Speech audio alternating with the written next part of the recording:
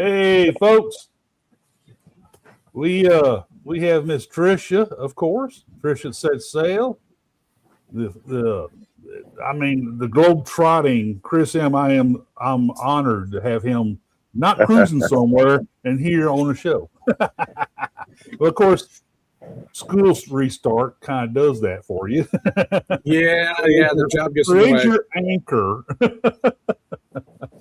And then I got an old broke down teacher, Mark Erickson, Mr. Teacher, as you all know him. He's here. Retired. Retired. Sure. Retired-er. Retired-er, right. So, folks, Sherman had something come up. He's not going to be here tonight. And Uncle Dave, who all know about that, his mom passed, and please keep him in his prayers. He's not sure if he's going to come on tonight, but I'm not going to force him at all on that. We all keep him in our prayers. He's a good man, and I'm sorry to hear of his mom's passing. So y'all do the same. So anyway, Eddie may come on here shortly. We got some few other people may come on. Let's see who's all here now. I know a cruise ship drone came in kind of early. How you doing? And Attila, how you doing, Attila? Attila the fun. Let's see. Oh,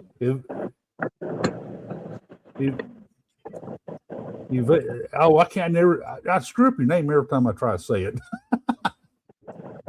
Svetlana. There you go. Svetlana Goldberg. It's Lana. Yeah. I'm reading it. Probably it's Svetlana, and because it looks like it's an E to start off with. That's what Svetlana. The print's too tiny. As long as you're not trying to pronounce names in Thailand. Yeah. Oh, don't get me started.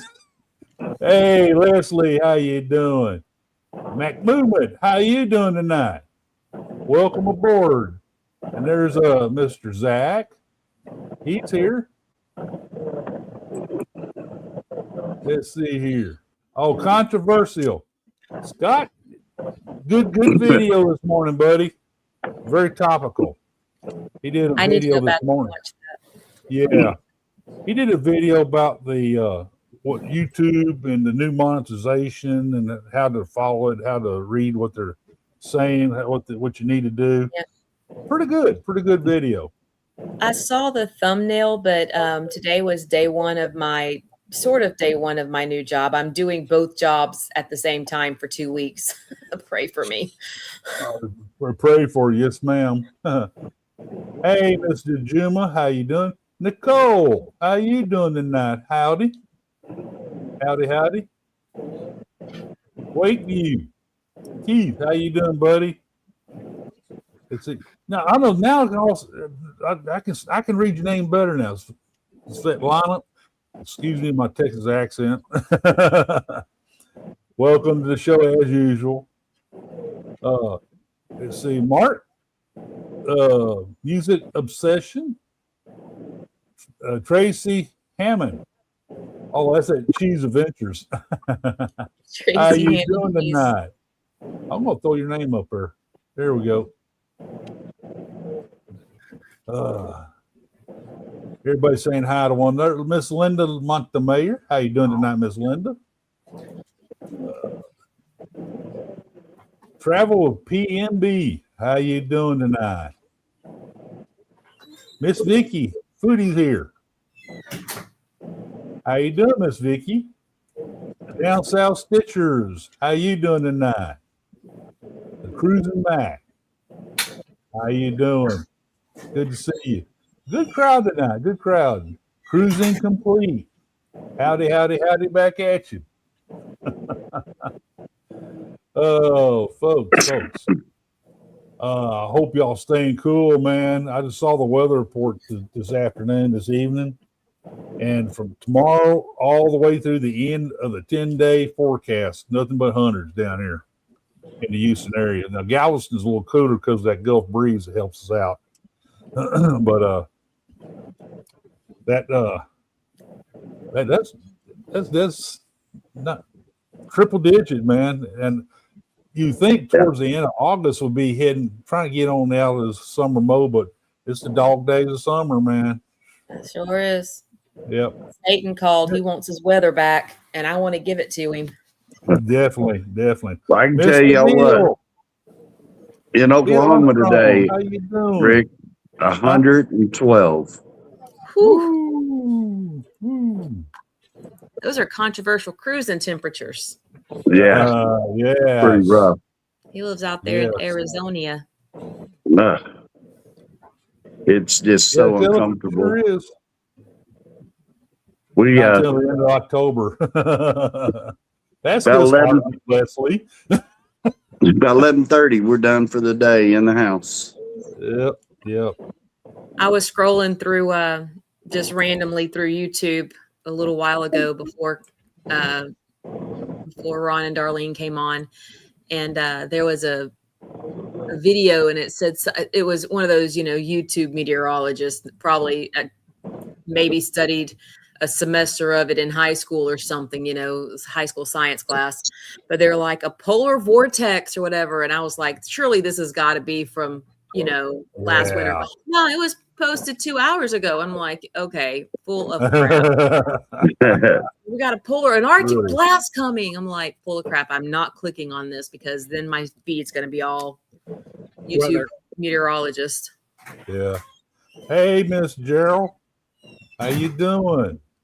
Yeah, we was out welding on the stage trailer yesterday, and the grass caught on fire because it's like So dry. Yeah, everything's yellow and burnt now. So Yeah, Tricia, I watched Mr. Weatherman to get the Caribbean and Bahamas forecast. So he's pretty good. He's actually a weatherman in Orlando, I think. Is that on YouTube? Yes, Mr. Weatherman. I'll have to look them up. Yep. I wasn't even looking for weather. I was just scrolling, just, wasting a little bit of time. Yeah, he'll give you a 3-day forecast for each of your islands and stuff too. So, right. Hey, Danny. On the way home today, there was the subdivision before mine. I've got a dog. The subdivision before mine, there was a group of people right at the entrance, and it looked like they were helping an older lady. I don't know if she was elderly. I really couldn't tell, but I don't know if she was, passed out from the heat or if she was like heat exhaustion or something. But I was getting ready to pull off and see if they needed a ride to, someone's house. And I looked in my rearview mirror and I saw an ambulance coming. I went, know where they're going. yeah. So. Funny Lord. Funny Lord. Keith. Hey, I had a question. When's everybody planning on going to Galveston? Because I plan on driving in, and if I'm coming through, save somebody $1, I wouldn't mind doing that. Hey, I'm flying in on the 29th. And staying in Texas City at the La Quinta. Well, it's funny you said that because I'm staying in Texas City too. I'm probably gonna stay at some friend's house, but where their house is about 5 minutes from the La Quinta. Oh, okay. So I mean, I've got an Escalade, so if we could. Yeah, and I think I'm not sure if Dave is going to change his reservation or if he's even made a reservation, but we originally were at the Comfort Suite, and Mike and Tracy were telling me about the La Quinta, and it was a little more expensive, but I think it's a nicer place to stay. So yeah, it is. Yeah. I moved over to the La Quinta, and I'm not sure what Dave is doing. But yeah, I plan on coming in the 29th. I was trying to look up to see what time I'm coming in. That's funny you said that because I think that's when I was planning on driving down. So I could probably plan it to where, if y'all are coming in, I'd just catch y'all and bring you to Texas City, which, Okay. you know, Yeah. I arrive at 11:05 in the morning. in the morning at a hobby. Yeah, because what I would probably do is Good job. take off about midnight from here, and that would put me down around there, you know, Yeah. to pick up, you know. And I thought, hey, if I could save people $1, it's worth it. Yeah, I got to drive it.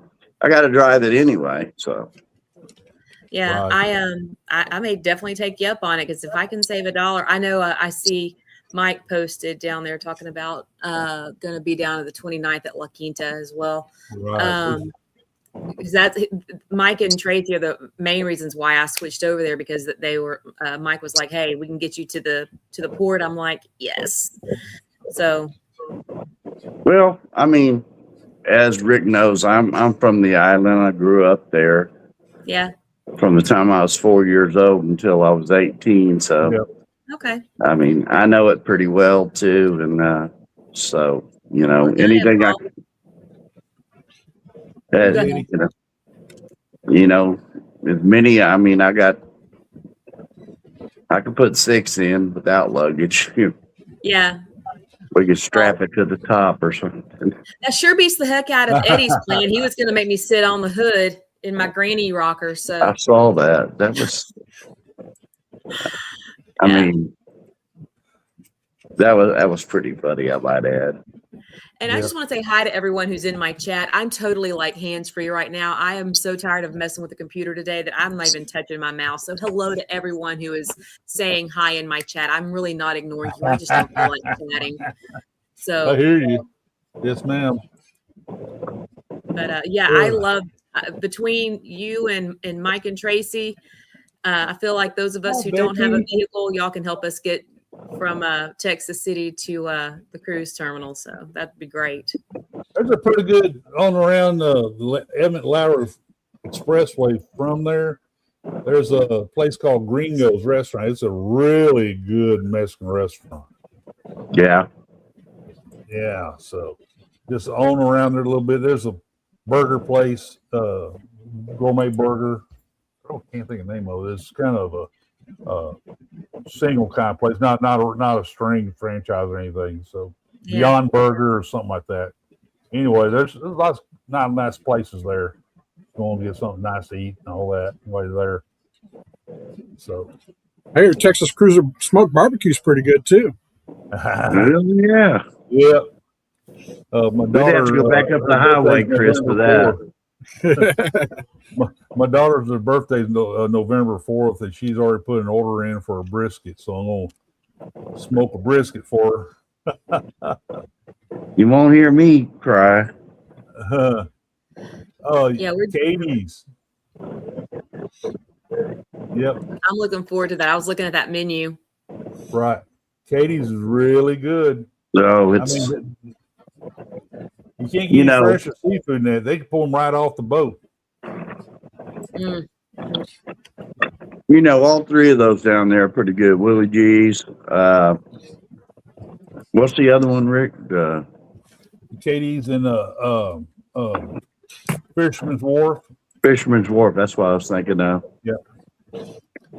We used to go. We used to go down there a lot when I was a kid. Excellent happy hour deal set up. I mean, the happy hour menu and all that stuff. It's really good. And then, of course, Mama Teresa's. I'm hot on Mama Teresa's over on a strand over next to the Opera House. Yeah, Mama Teresa's has been around for years. I love that snapper Parmesan. God, that's iconic in Galveston, Mama Teresa's. Oh yeah. Excellent pizza. Kind of like Guido's, been around there since. Oh, Guido's on the seawall, you can't beat. And if you look for a good place that you get a breakfast that just makes you roll out the doors, it fills you up so much, as Miller's on the seawall. I'll tell you what, I hope I can get them all together and we can go out to the spot and sit up on the upper deck. The last time I was down, I brought people down with me, and we went out there, and Yep. they had the bar up top, and that water, the wind coming in off the Gulf. It was just a perfect evening, and so that's a neat deal. This one's Lucy. Mike was asking what kind of dog this is. She is a Beagle Lab mix with more lab than anything. And this is Lucy. Piper will be barking here in a minute because I have Lucy in my lap. Lucy. Lucy's so nice. Hi, Lucy. Oh, Piper's warming up. I hear the growl. Yep. Jealous. Cam Fam, Mitch. Hush. I just want to be heard. Mitch come down there too, Mark. I'm sorry to hear you. Mitch, Cam Fam, he's over there in Humble over there, and we met and went to Kelly's restaurant, Country Cooking, over there in League City one day. Oh, I like that place. Him, myself, and Zach. Zach was there and his kids. Boy, we had a great breakfast that morning. Well, my good friends Donna and Tim, they actually live in Texas City, and last time I went down, I booked a La Quinta, and I got chewed out by them. They're like, "Why did you pay that?" Because I helped them move back to Texas City, so they're like, "Next time you better come to our house." I said, "Okay, I will." So, great friends, childhood friends, went to elementary school together, so Right. It's like going home. Right, Paul. Denise. Yes, Denise. Oh, The you can fishing give us boats all would the go out channels. to the snapper banks. When I was a teenager, I worked on that, Rick. I don't know if I told you that, but I'd get the dock about 4:00 in the morning, and we would head out to the snapper banks and then be out there till come dragging back in at 6, and Yep. fish would be cleaned, and we'd unload the boat and turn around and do it all again the next morning, 4:30 There you on the go. dock, and out we went. So, it was a great place to grow up, and I miss it all. I really do miss it a lot. Well, I wasn't living on the island at the time, but as soon as I got my driver's license, man, I was running down the Gulf Freeway. And of course, there's no Gulf Freeway then, just feeder road and a couple of overpasses and all going down Right. that way. And I'll go down to Galveston Island and run the roads down there, run the beaches, and my mom was a real estate agent for many years, so I kind of got a love with the architecture. So I started running over by the Strand area. Back in those days, Strand was pretty rough, but I saw the architecture there. The architecture, I said, man, I was worried about it because the architecture is awesome. And I just knew those buildings were going to fall down in on themselves eventually if somebody didn't fix them up. And of course, not long after that, that's what happened. Mitchell and all these rich people came in there and they started fixing up those buildings. Now we got this golden gem down there in the Strand area with all these awesome buildings. So, Well, that little oyster there on the Strand, there's a little oyster bar. It's one of Derek's favorite places to eat. And across the street, there's a sports bar. And I walked in with some friends because I went down there and did a wedding for a really good friend of mine a couple of years ago. And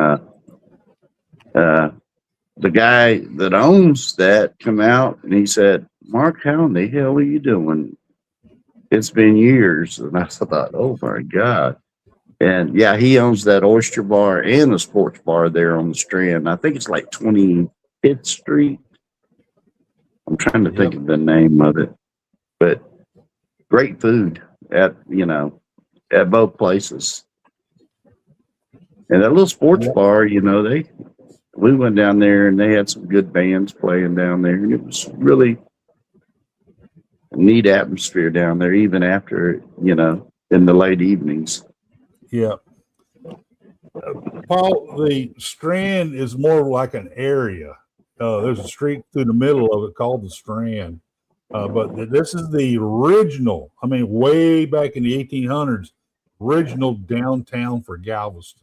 Right. You know, all these buildings built before the 1900 storm. And some of the buildings, they'll have plaques up, and they'll show the water lines of, of when various hurricanes had come through for the flooding and all that. I mean, and from the Strand, you go one block over and you're on Harborside, which that's where the cruise ships are. And, you know, I guess that's one of the big things that, you know, when I went down for a reunion 2 years ago, this blew me away, was just how much growth that Harborside had. I mean, it's unbelievable. And then what's in the future is this, you know, it's a game changer for that whole island, really. Oh yeah. I mean, Paul, there's a place called the Opera House. If you heard, you said something about theater.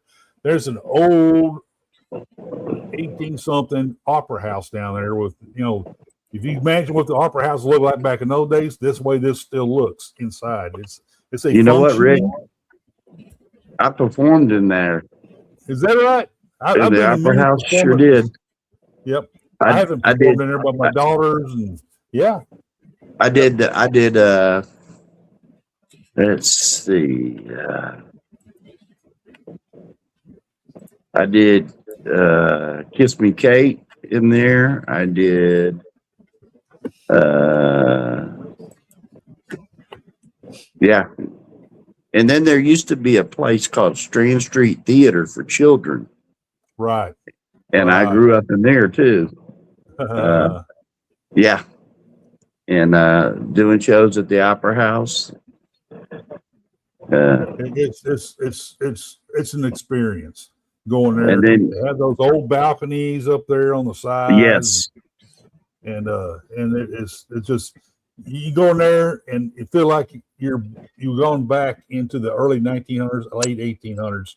Yes. Theater, because it's a phenomenal place. I saw the B-52s in there once. Then I saw the drum corps called Stomp, where they do the cans and stuff like that. That is phenomenal, and I see some great shows in there. Dance recitals. I've been in many dance recitals in there. Tracy, well, you know, my career started out as a teenager in Galveston. You know, in theater, I did the Strand Street Theater, and then the Opera House, and the Tower Theater in Houston. And, you know, actually I got a college scholarship. That's pretty cool. And at the University of Houston. And then I moved up here and went to Cameron University, which is a subsidiary of University of Oklahoma. And, you know, after that, then I went out and did professional theater for a while, and decided I didn't want to live out of a suitcase. So I came back, got my teaching degree, and there you go. Got married, had kids, and the rest is history. Now I'm retired. There you go. Yep. But yeah, it all started right there in Galveston. Yeah. Long. That's pretty cool. That's pretty cool. Yeah. Hey, Tracy, the Gulf Freeway is a work in progress. Basically, I can tell you, it's still 3 lanes. They did shift over between the Texas City Y and the Causeway on the island. They did shift the lanes over to the new feeder road, service road surface. We're using that while they bust up the concrete where the main lanes are, and they're going to redo all that. But that's what's going on. 28 towards the end of 28, it may be all finished through there, but it's a work in progress. That's all I can tell you. So, You know, one of the things last year when I came down for the seascape that I was really surprised at was just the access to the MSC terminal and how easy it was to get to there, you know. And because, you know, I went down to the 14th Street and came across because I knew Harborside would be just, you know, with the other ships right. loading up too. But, and then this last year, you know, when I went on the MSC Seascape 2, same deal, you know, the access to get over there to the terminal it's pretty, I mean, there's not a lot of wait. And, I think they just, that layout is very well done. And, you know, I hope they, you know, and I, from what some of the drawings and stuff I've seen, that a lot of it is, for the new Royal is going to be a lot, you know, that kind of care is being given to it too. And, Right. you know, I think the bottleneck for me is coming off like you said, coming off the causeway and getting over to Harborside. Yep. If they can speed that up and get more volume. Well, no, the plan is to put when you come down off the causeway and when you exit off for Harborside, there's going to be a ramp, a flyover. That'll help. And that take you past all that intersection, past those high dollar gas stations, past the tracks, railroad tracks. You drop back down. Right. And, you know, I hope they put in, you know, 3-lane, 4-lane highways so that they can move volume out, you know. Because even, you know, I left, I pretty much came straight home last time on the Seascape. And so, you know, traffic wasn't real bad going off the island. But I mean, you could tell that, you know, a couple of ships was, you know, disembarking. Yeah. But, you know, I think, you know, if they do 3 or 4 lane in, 3 or 4 lane out, it'll really It'll help. Yeah. And there's still some talk about eventually past that point, all the way down to the ships, the port area, elevating Harborside and elevating it all the way down. That would help too, and just drop down to the different ports. Yep. That would really help it a lot. Hey Jennifer, how you doing? Yeah, that would be a huge help. Huge help. Well, you know, I don't know if you've ever been up around Wichita Falls, Texas. You know, they have 287 that comes across there. Yep. And comes around to 45 coming out of Oklahoma. And that's one of the things they did was put in that flyover and elevated almost all the way through the whole town. So that the traffic basically goes over the top of it. And that really made a big difference. I guess it gave them back their downtown. Right. They probably did that 15, 20 years ago. And I was up there last week and I thought, man, if Galveston does that, that would relieve it a lot. Scotty J. Yeah, that would be. See, here we go. Paul. There is still, there's on the Bolivar Peninsula, between Galveston Island and Bolivar Peninsula, there is a ferry service. They got like 6 ferries. I think they're going to add 2 more. They ordered up 2 more ferries, so they're going to have like 8 eventually. So, and you know that Margaritaville Resort's over there on Bolivar, isn't it, Rick?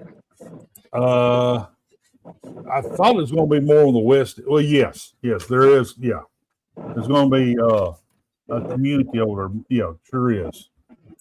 And that's kind of a neat place. A lot of campers over there now, but they have a outdoor stage and stuff going over there too. Last time we drove over there and kind of checked it out, it would be kind of a neat place to go for the day, and Hey, get some. Malibu, thank you very much, buddy. I got it. You're going to be the first to get this, buddy. Here we go.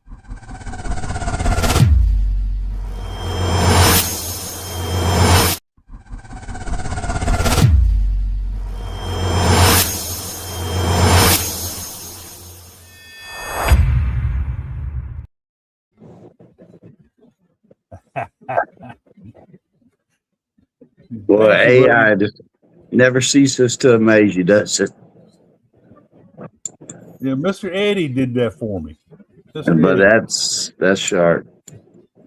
Yeah, I thank Mr. Eddie a bunch. I'm glad to see that Eddie's getting back around. You know what? Yeah, I really am. yeah. I agree.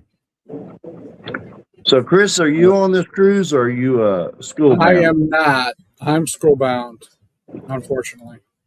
Need some help. I've been there for many years. Yeah.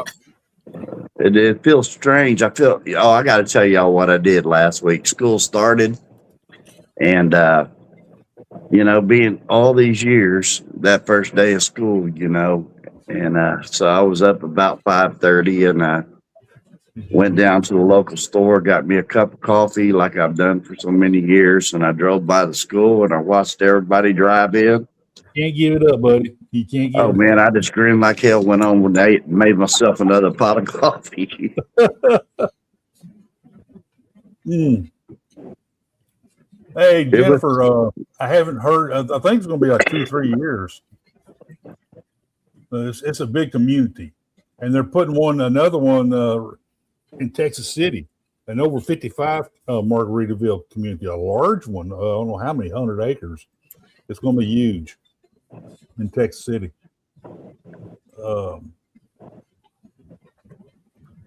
Yeah, I agree, Malibu. They need to put that. They're working on that airport. I think it's going to get done. Yeah, That'll be a game changer right there. Hey, Sherman, where you been, man?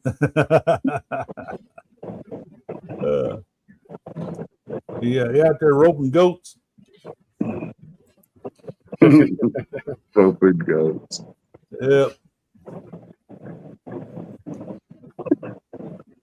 I know they told me the other night the excursion that was planned, Tricia, is that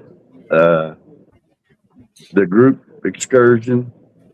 The Paradise Beach in Cozumel. Yeah. The one that a bunch of us are going to. You ever been there? Oh yeah, it's great. They have you been? Yeah, it's one of my favorite. Yeah, I went in February, I think.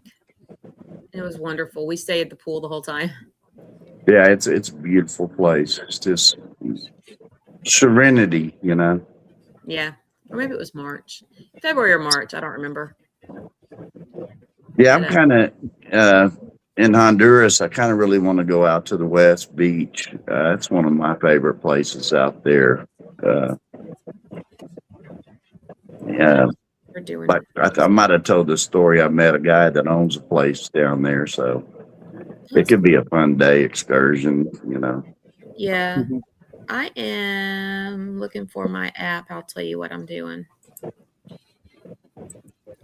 I think in Belize, I'm tubing down the river in the rainforest.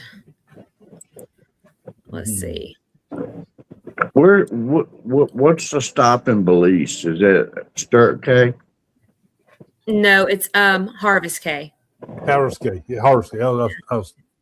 Yeah. Okay, I've been to Harvest Cay before too. So yeah, in Roatan, I'm doing Tabiana Beach and snorkel.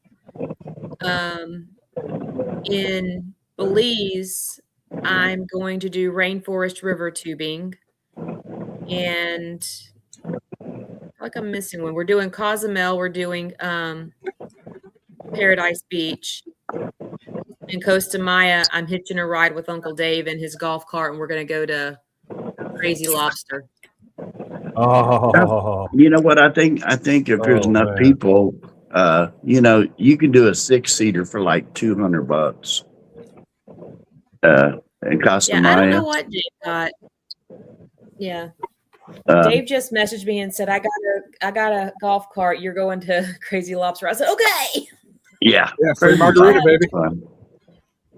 And I have a friend that's about a block down the street there too, and she has a place called the Jaguar Cafe. So Okay. we can kind of meet up with her too. She Nice. I don't know if y'all have ever been to that magnetic jewelry place there in Costa Maya. Yeah, yeah.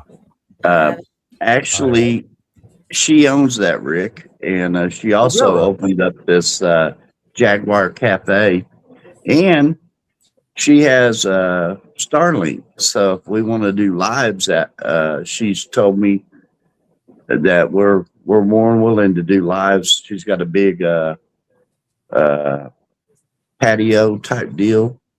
And she said, you guys could do lives right off that beach. And use my internet. So, yeah, that would be a neat deal. Very cool. Her name's Colleen, by the way. Yep. Colleen? Yeah. That's my daughter's name. I'll remember that. With magnetic jewelry. If you look on my, I think if you look on my TikTok, I did an interview with her. And she's talking about that Jaguar Cafe and getting it open, and so it's kind of a neat place. If anybody's Hey Shakira. in Costa Maya, she's and it's a block from Crazy Lobster. So I'm excited to see Costa Maya because when I went before, which was earlier this year with one of my girlfriends and her daughter. We did an excursion that took us into it was just it was a van ride, bus ride, whatever, and we got to make tamales and make our tortillas, and then we had the Mayan lunch or whatever, and then they took us to another place to go swimming for a little bit, and then we just went back to the ship. So I'm excited to see what's I'll tell you what, something that you will really enjoy is the red shirt golf carts. That is, to me, Costa Maya. Things about them. Yeah. What's that? I've heard a lot of good things about them. And you know what? They're really, it's a family-owned deal. And, I mean, they get you in the golf carts. They have people that are out there in the cars. Something happens to that golf cart, they got you another one in minutes. Nice. So they're it's the only company I use down there in Costa Maya. You use them too, Chris? Yes. Yeah, I think they're great. They're good people too. Yep. I feel very safe using the red shirts. Yeah. Nelly, I'm excited to see it all. Hey, Sherman, we can always all go together and get another golf cart, and just have us a caravan. I'm excited for Costa Maya. Still think Rick needs to get on the ship. Nelly's here. Rick, I think you and Donna just should all pull the plug and go. Just tell them you ain't going into work. We have to take care of our young ones first before we take off. Yeah, I hear you. We've been watching these Mexico life videos now. It's kind of like the Caribbean life, and about these people going down to Mexico and all buying houses and all that stuff, along the beaches and stuff. And we both look at it. We both started pulling out calculators and. I know we can do. I want to go to Cozumel, and I think she kind of has an idea about a couple other places. But hey, I tell you what, Derek did me a heck of a fine on that 12 something. That's for two, right? And Yep. He told me Mark, it's really cheaper to book it for two. I said, well, Right. That's right. I mean, Right. Um, Into that, Chris. Chris, Yeah. did you hear about that? About a woman? She went to use the restroom on the Harmony of the Seas, RCL. This is last year. Got hit in the head or something? Yeah, the one of those access ports came loose and came down and hit her in the head. Now she's suing Royal Caribbean for $75,000 for pain, suffering, and brain damage and stuff like that. That's sad to hear that happened to her and all that. But I don't know. That's probably something Royal Caribbean probably won't wind up settling out of court. You're not going to hear much more about that. Right. That's my take on that one. But yeah, that's sad. I kind of wonder what was going on in that bathroom, Rick. Just going there and use the bathroom, got up and getting ready to leave, and the service access panel fell off and hit her in the head. Yep. Well, that's not the only time a piece of the ceiling or whatever has come down, because wasn't it on the one of the Norwegian ships that in one of the restaurants or bars? It was on the new one. Yeah. I don't remember which bar it was, but or was it a restaurant or a bar? Regardless. But they had some ceiling panels fall. Yeah, they had a bunch of them fall down or something like that. It was like a whole section, I think. Yeah. I remember just hearing about that story. Yeah. Hey, I'll be right back. Derek texted me something, so I'll be right back. But go ahead. Yeah, I mean, something like that. It's really unfortunate. Just, how much damage did it do and stuff like that. You can really never know. Yeah. How hard it hit somebody. Did it knock her out? Did it really cause those types of injuries and stuff? And in the overall scheme of things, she has brain damage and spinal injury and stuff like that. $75,000 really doesn't even cover medical bills. I mean, that's a drop. That's a drop in the bucket. So, Gerald asked you a question, Miss Gerald. I am south of Gary, Indiana. My hometown is about 30 miles out of Gary, Indiana, but I currently live south of Gary, about an hour and a half. So, yeah, I am south of where all that bad weather hit on Tuesday. My wife was actually heading up north, and she didn't get caught in the tornado. She went up, pulled over to a gas station, and got caught in a bathroom for an hour as the bad weather passed last week. So yeah, but we are south of where all that bad weather hit. So yeah, we're kind. I know of Gary, Indiana, and the region.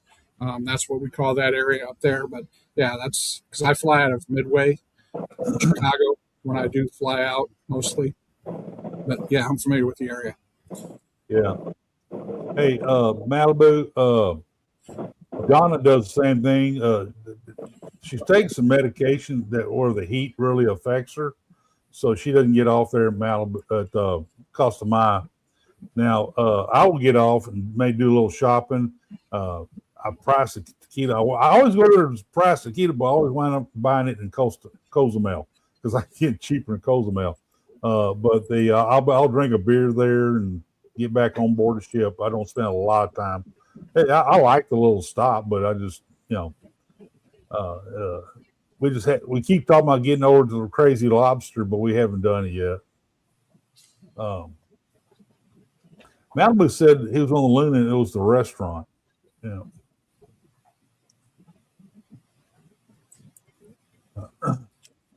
Yeah.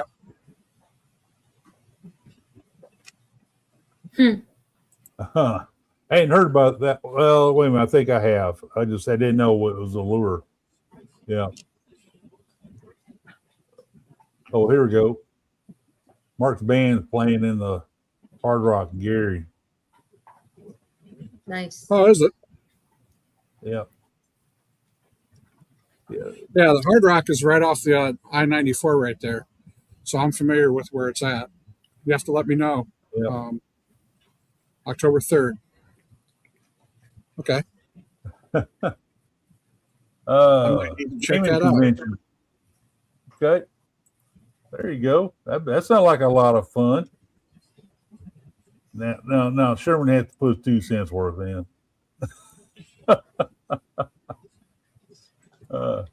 Nobody will listen. Yes, sir, Mr. Keith. Thank you. Thank you a whole lot.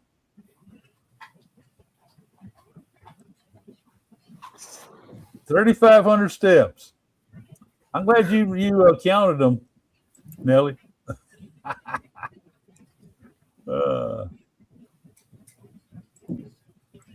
Yep. I that's why I would do the taxi ride, or at the minimum the golf cart. Yeah. I wouldn't walk all the way over to Mahawal. Nope. Mm-mm.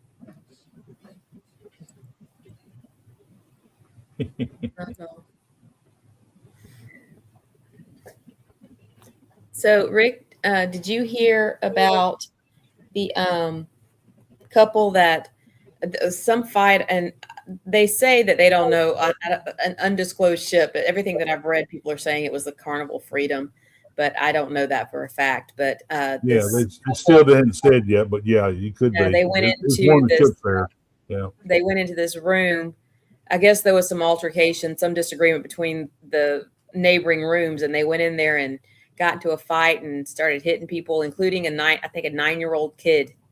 So I saw that on the Brevard County. I actually saw it on the Brevard County Sheriff's Facebook page before I saw it on any of the cruise news sites. Yeah. But if you want to he laugh, was inviting them to his version of a cruise ship. Exactly. So, like, what's wrong with people? Oh, I tell you, involved though. Alcohol was definitely involved. Well, they were arguing with each other in the hallway, and somebody stuck their head out and said, "Can you keep it quiet or move it, go somewhere else?" Right. You just wait. They were screaming at each other. Well, the guy oh no, he ain't gonna talk to me like that. They've been doing this bit, He was loaded with alcohol, so he went and barged into their room and started waylaying, doing this bit. And the woman he was arguing with, she went in there and said, "Yeah, hit him some more." She's had her phone out, doing all this stuff, and so she was encouraging them to hit the people some more. And before they were the ones started the arguing. So it's just. Did you see their mugshot? They look pleased. Yeah. They did not look like they hit him because he had a big old black eye. Yeah, they said that she did. Yeah. That's what I heard, was that she whacked him. Yeah. I don't know. I just thought ridiculousness. People spend all this money, even on the cheap cruises. You're still spending a pretty penny to go on these cruises, and you get on there and you act a fool. Like, I don't understand. Yeah. Well, it's a sign of the times. I wouldn't do that. Yeah. I mean, until we get back to realizing that public, behavior has to be,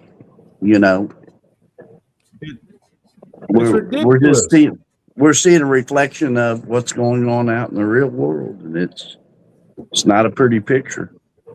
No. Folks, you go on a cruise to relax, have a good time,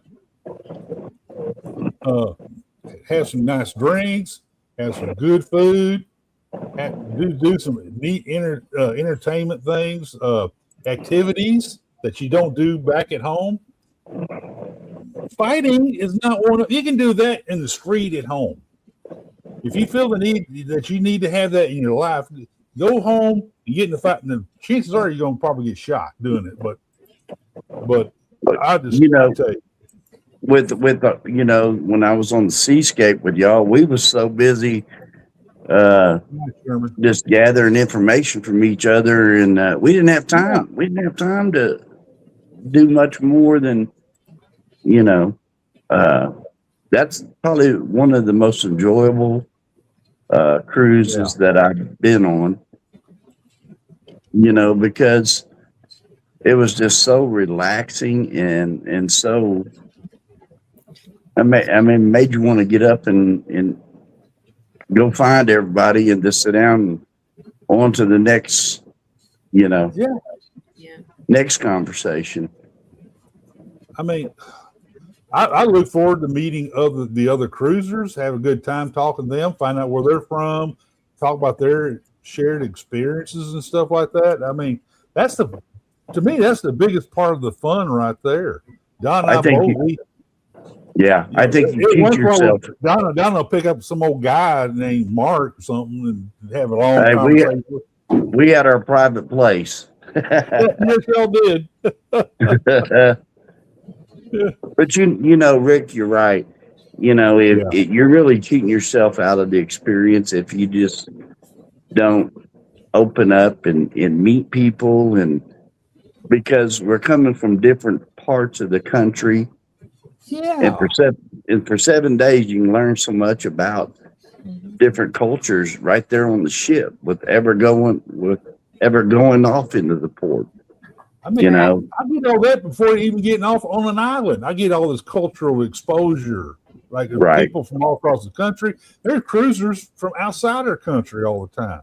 Right. You know, we get people from Mexico, Central America, English people. We get them all on the ship on the cruise with us, and then the crew. Man, I got a lot of pins on my hat from crew. I was talking to Donna the other day. I'm real excited to have a pin from the Philippines. One of the bartenders gave me, and another one from Slovenia. I mean, I enjoy all that. I don't want to detract from that with some stupid fisticuffs. Come on. And those folks that get on the ship and act that way, they act that way on land too. They bring that with them. It's not a cruise ship.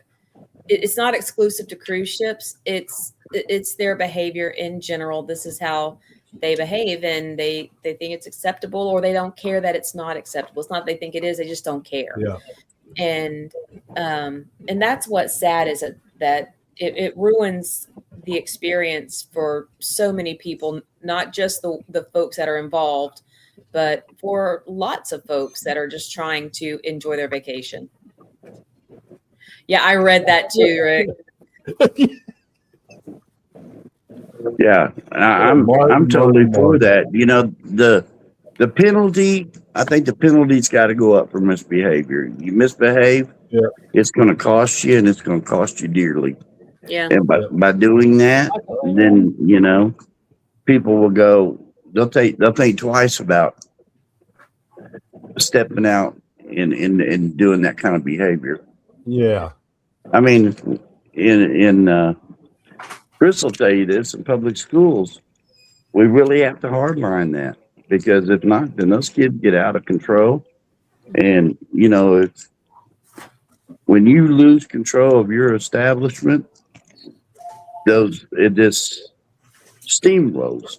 Yeah. And I think that's a case of what's going on now. I taught for 17 years before moving into corporate America. Right. You know, some people just cannot leave that street crap at home. So many people, they have to bring their BS at home. That's one thing about you going on a cruise. You leave all that stuff at home. You go off that gangway, it peels away from you, and it stays on the dock. It should. It'll be there waiting for you when we get back home if you feel the need to have it. You know, but you don't take it on the cruise ship with you. Too many people doing that today. Too many people bring that street crap with them, and I think it's ridiculous. Ridiculous. Hey, do you know when Sherman and all of them are going to arrive in Galveston? Don't know about Sherman. Dave was planning on coming in on Thursday, unless he's changed his mind. And Mike and Tracy are driving in, and I think they're driving in on Thursday. Sherman may be coming in on Thursday because I think he might have been talking about dinner as well, but I can't remember at this point. Yeah. Eddie is going to be coming in, I think, on Friday. He and Alice are driving. Driving. I had to get a plane ticket because I didn't want to ride on the roof. You know, I kind of thought about the Beverly Hillbillies when I saw that picture. They're crazy. Yeah. You know, old Cheryl been giving me Cheryl Boucher on Cruising's Fun Anytime. For you folks who don't know her, they have that show every weekday morning. Something live. It's Go Live Together. Yeah, there you go. Go Live Together. And they have various people on there, but they brought up something last Friday about, they said something about there's a new resort opening up in Galveston County that they want me to, they heard about it and they said, Ricky, we need you to go research it, go check it out. It's a nudist clothing optional place. There you go. You're all over it. And Cheryl had to talk about it again today. Now we have the Texas Cruisers supposed to go check this place out. So I got on there on the chat board and said, hey, the shorts may come off, but the hat stays on. Oh my. So they were having a lot of fun with that today. And I kind of mentioned that on Vicky's show too. And Vicky said, look at you. Her eyes got this bigger. That's one thing. Something Cheryl's been trying to get me involved in. Yeah. That is one thing I'm going to miss about this new job that I have. I won't be able to listen in because, I did a lot of working and lurking because it mostly is just me and my computer. But my new role is going to have me doing a lot of training and stuff. I mean, that's my new job is I am a trainer. Hey, so I will be doing a lot of that. So I will miss a lot of my morning chats. Yeah. Yeah. They Vicky had to say that Willie is supposed to come down here somewhere. Said, Ricky, maybe you and Willie can go and hang out. I said, what do you mean by hanging out?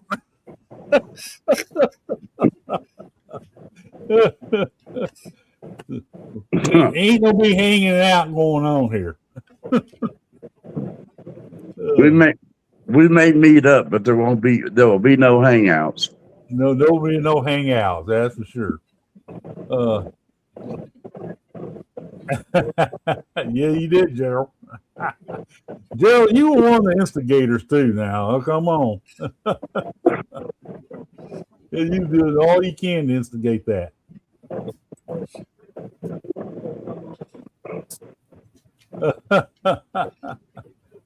Hey, Miss Lori. Nobody bans you.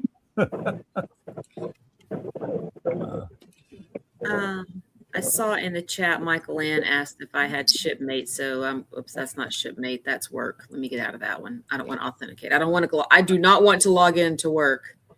There you go. Not happening. I love my job, but it's the weekend or it's the evening. I wish it was the weekend. Yes, I am on Shipmate, and if you just type in Trisha Sets Sail, all one word, you'll find me. And it is 12 days until my cruise, y'all. That's what Danny says. Yes. Oh, no, Danny said 25 days. Oh, no. Well, that's to the meetup. I'm literally going on this cruise with my mom. That's what if you see me typing, I was Nana. Let's see Nana. My mom and I are doing the cruise, but I was chatting with someone who's going to do transportation for me, picking us up at the airport in Fort Lauderdale, then driving us to Miami, and then getting us from the ship back to Fort Lauderdale. So that's what I was doing when I was typing on my phone. But yeah, so I'm doing this cruise with my mom. We come back on September 6th, And then of course, September 7th is Labor Day. So then we'll work Tuesday through Friday. And then Friday, as soon as I get off work, Patrick and I are heading down to Florida again, going to Orlando to meet up with Danny and Chet and Robin, Sea Lake Journeys, Greg and Michelle. I'm missing people. Darian, Danny, who am I missing? Ryan and Mel. So it's going to be fun. I get to meet some folks that I haven't met before. Hey, Rick, Derek said that he just got out of football practice and that he's going to go home and eat dinner and shower up. If we're still on, he may pop in. That'd be awesome. Yeah. I don't. I tell you, man. Have y'all Win Wednesdays? Have y'all followed him on that? If you go to Island Time Travel, I haven't followed that yet. Everything else I do, but he does a segment called Win Wednesdays, and basically he does cruise deals, and some of the deals that come out on Wednesdays are, I mean, 4 or 5 all the way up to $1,000 off of ticket prices. So I mean. Nice. I booked probably 4 to 6 cruises through Island Time, and they stay on top of it, and they really find great deals. So if you get a chance, you might look them up. Island Time Travel, Derek and Amanda Phillips, and he told me that he had just, I think they just passed 39,000 viewers. So they are really. They are piling on, man. They're doing good, real good. Well, 2 years ago, I went on the Getaway group cruise with them. And Derek and Amanda and I were sitting and talking. And I said, guys, I'm going to tell you what, if y'all keep going like you're going, you're not going to have time to do your jobs. And they laughed. Yeah, last year, Amanda, stepped away from teaching and took on full-time cruise agency. And then, here a couple months ago, Derek has left and is full-time too. And, it's just unbelievable the growth that they've had in just these last 2 years. I'm super proud of them. Right. They got the Wave Award, which is it's a industry wide award for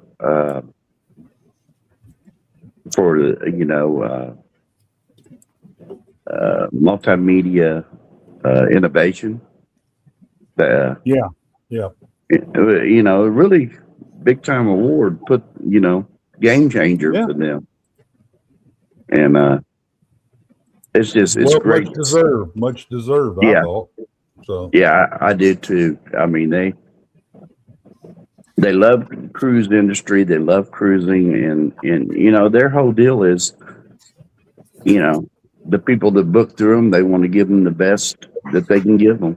And I mean, every Monday they look at your reservation and make sure if that price drops, they're on top of it. They're calling you and telling you, and so they're worth looking into.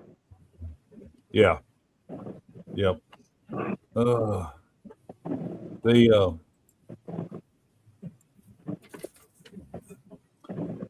Royal Caribbean is making some ship moves for 27.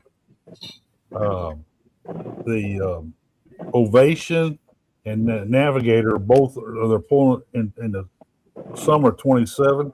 They're moving the Navigator to the Asian out of Singapore, Asian market. And then Ovation is going to Australia.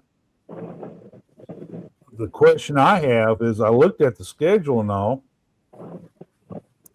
The calendar, they do have Navigator. Now, Navigator's been working the West Coast for a while, and Ovation off and on. I wonder. It looks like the kind of. I guess I was thinking abandoned at the time, but I don't know if I call it abandoned. But they're leaving the West Coast market for a while.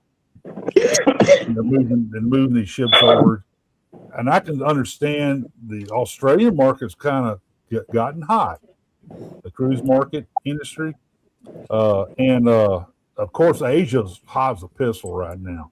So I can understand moving Navigator into the Asian market, and I'm not going to try to pronounce the name of the port that Celebrity's going to be sailing out of in Thailand. It's sure not Puckett, is it, Rick? No. No. Yeah, Quantum's going to be in LA, but not in 27. And it's going to be leaving. It's going to go ahead. It's going to head to Australia, and so that just kind of caused me to think about the cruise industry. I don't know, the Mexican Riviera is attracting some ships, but it's not. I don't know. There's been some issues with some of the ports they go to on that West Coast with cartel and stuff like that. I wonder if the cruise lines are wary of that. But there's some, Puerto Vallarta, Acapulco, all that stuff down through that is highly sought after ports. But I'm thinking it's changing. I think it's changing. The Ovation is one I was talking about, Nelly. Let me pull this up there. Anthem has been over there, and it still is. Ovation's going to join it. Ovation's going to do the Australian market. And then Navigator's also going to go on into the Asian market. So it was just interesting reading on that. And you know me, I'm always trying to think behind the scenes what their thought process is. To me, I find that fascinating on how they come to these decisions on ship disbursements and what's the best for the company and for the cruise market. So, well, I think if you look at it right now, though, Rick, you can look at Los Angeles. Yep. And there's a ton of sailings right now that are $200 per person for 4 and 5 days sailings out of LA. I think the market's kind of dropped out a little bit for Royal. I think it's dropped off a lot for a lot of the cruise lines because, Carl just said he booked something for a 3-person for an 8-day for dirt cheap too. So I think the LA market's a little weak right now. I don't see a whole lot. So I think it's strategic that they're going where the money is. We get a lot of Californians in Galveston. Yes. That's a big part of the cruise crowd, and Galveston is California, all up and down that West Coast.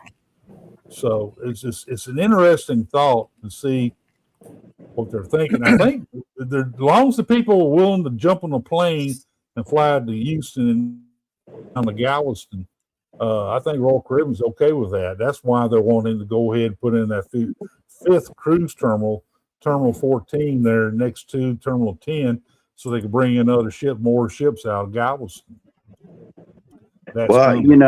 And I think another thing that may be affecting that too is, because up around the Dallas area and the Austin area, they're getting a major influx of people moving into the Texas, Austin, Dallas area from California. And, I think, the cost of living out there has gotten so elevated that, where cruising ranks, with those people that are in the California, along that corridor. Yeah. And I think it's just I think one of the reasons why I stay in Oklahoma is the cost of living, relative, it's very, I mean, you're not making the kind of money you'd make in the metropolitans like Houston, Dallas. But the cost of living is so much cheaper. And I mean, everything's high everywhere right now. But, well, yeah. I think there may be more of a strain out in California and I think that's been coming on for years too. So,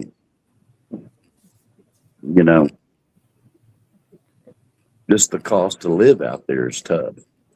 Right. Well, there's, San Francisco, Los Angeles area, Anaheim, San Diego. There's a lot of people live up and down through there. Yes. But the cruise, I don't know. You would think there'd be more ships like maybe going from, it'd be a lot of sea days, but going from like Los Angeles to Hawaii, a couple of island stops and come back. Maybe a 7-day cruise wouldn't work for that because of the distance. But maybe 10-day, 12-day be what they need for that. But, I think a lot of people, they just rather fly to Hawaii, board a ship there than hit the Hawaiian Islands on a cruise ship. That way. Right.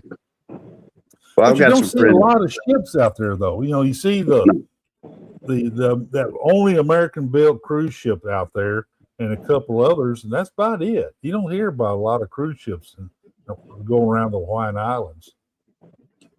Well, another thing I think about too is the amount of ships that are going down in the Caribbean right now. Yeah. I mean, out of, basically 4 major ports, and, and it's a 7-day-a-week deal, because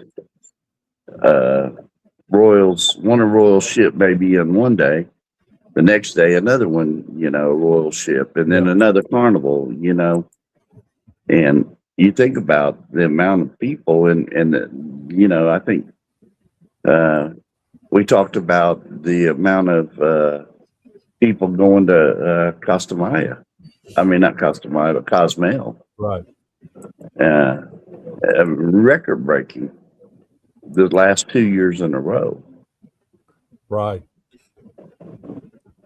It's just a thought process. Carl mentioned Princess. Well, Princess fixing to flood 8 ships up there on the Alaskan market. They're dang near putting their whole fleet up there. Yeah, I mean that's actually shocking to see that. Yeah, kind of makes you wonder why are they doing that? Yeah, I mean that's where the money's at. Right. I mean, you look at Alaskan cruises. I mean, that's premium dollar. Well, there are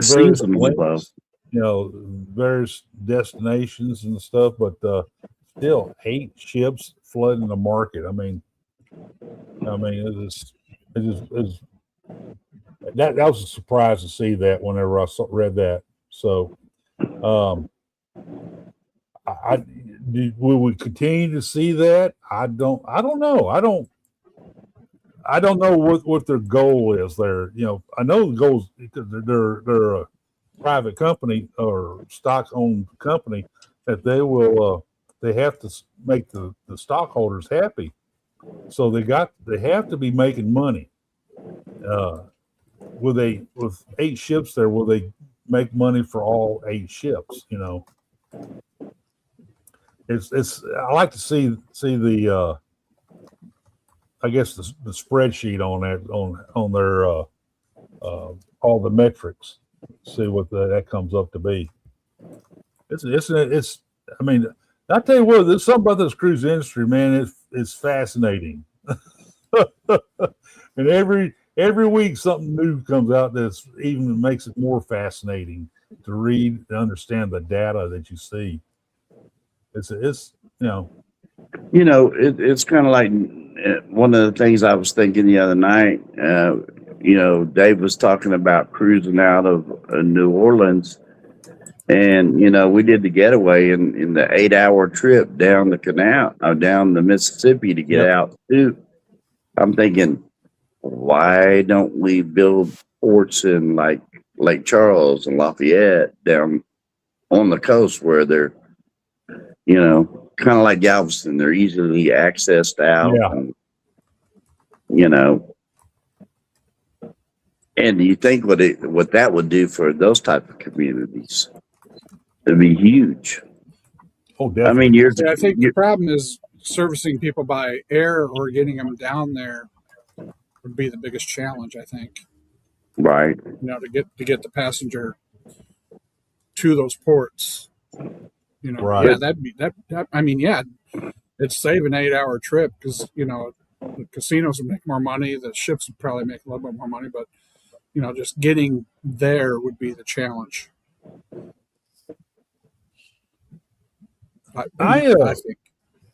Well, I like to see New Orleans develop more of a cruise industry now. That they are they're not as restricted as Tampa Bay is with the Yes. size of ships, but there is another restricted level up above that they can't they can't bring in the Oasis or Icons, the XLs. They can't bring those ships in there. The world ships, but they can bring in some nicer. The Mariner is a good ship. Coming up in there. Breeze. I was on Breeze once whenever we were hiding out from Hurricane Harvey. We went to New Orleans, and the Breeze and Dream both are excellent ships. So they New Orleans can attract some nice ships. And I know it was a Breakaway that you said that was up there. Getaway. Getaway. Getaway was there. Breakaway's going there next year. There you go. I knew I saw that somewhere. But see, they're not really that small ships either. The Getaway wasn't that small. No, they're 4,000 people ships. Yeah. Yep. So New Orleans can attract some good cruise industry. I like to see New Orleans do well. So, but it's not I hate to say a threat. It's just not direct competition with Galveston. No. But it's fascinating. I think like I said, I was there once on the Breeze while we're hiding out from Harvey, and that I enjoyed our little brief stay there for a couple of days while we're hiding out. So, but it's Rick, you go back 15 years ago, maybe 20 years ago, when there was a time when they talked about the whole cruise industry in Galveston going all the way up to Houston, and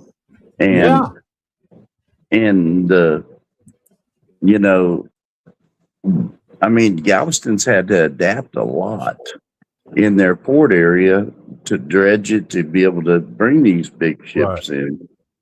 I was talking to somebody the other day, and they were talking about the dredging that's going on right now to get it down deep enough for the Icon. So, I think there's got to be an investment in it, an interest in an investment in order for it to become a reality. But when we was traveling down the 8 hours down, that ship's a pretty good sized ship, and I didn't really feel like it was cramped,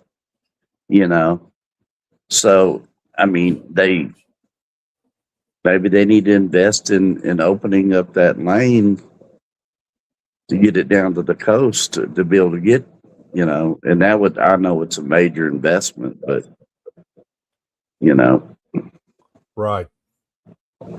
I remember whenever the Bayport had that cruise terminal there, right. on the northern end of the bay. and I saw the Princess ship there and the NCL ships there, and that was pretty. I enjoyed seeing them there, but it took them so long to hit the blue water there off of Galveston. You know, it took multiple hours to get across the bay. Now, of course, Mark, you know as I do about how that the ship channel shipping lanes through the bay is, Yes. and it's not for the faint of heart. No. And I mean, I think that was the whole reason of bringing the cruise industry to Galveston. Right. You know, because, you know, you think about, I mean, the commercial ships that come into Galveston, they double going up the Houston ship channel. Right. Yeah. So I think it was a good move and a great move for Galveston, you know. Oh, definitely. Definitely.